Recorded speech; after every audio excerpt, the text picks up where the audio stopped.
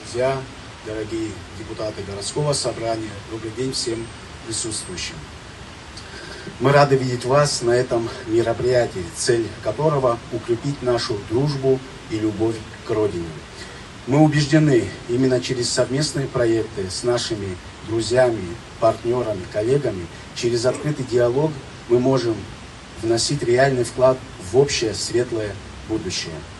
Наше доблестное старшее поколение, пройдя через горнило самых тяжелых испытаний и полей сражений, с честью пронесло знамя великой победы. Они ценой неимоверных усилий, самопожертвований завоевали для нас право на мирное небо и светлое будущее.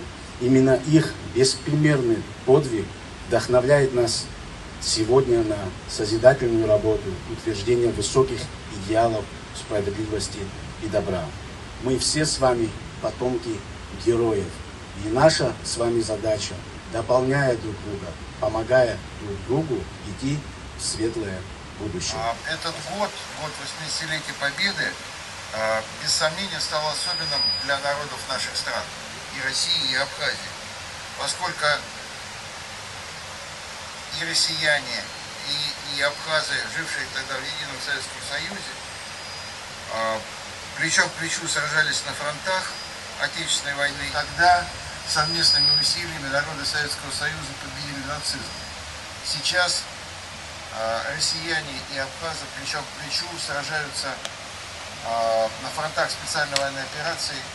Историческая память и преемственность поколений напоминает всем нам о сплоченности и родстве. Ключевая цель проекта – сохранение исторической памяти о совместном вкладе народов в победу является священным долгом нашего поколения.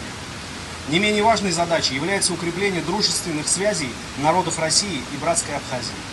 Именно вам, молодым лидерам, предстоит отстаивать интересы Отечества, развивать диалог и строить будущее, основанное на взаимном уважении и общей истории.